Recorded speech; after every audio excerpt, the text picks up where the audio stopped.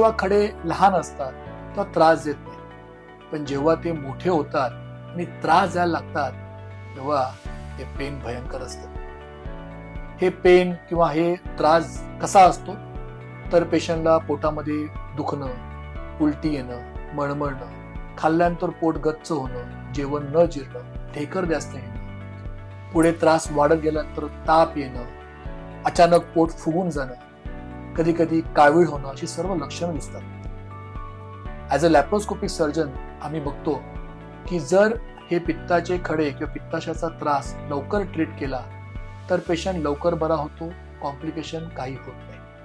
पण जर आपण थांबलो आणि हे खडे कॉम्प्लिकेशन द्यायला लागले तर ही हातातली गोष्ट आपण घालवतो आणि मग कॉम्प्लिकेशन वाढतात, रिकव्हरीला वेळ लागतो. तर ऑइली खाणं हा फक्त टेस्टचा विषय नाही,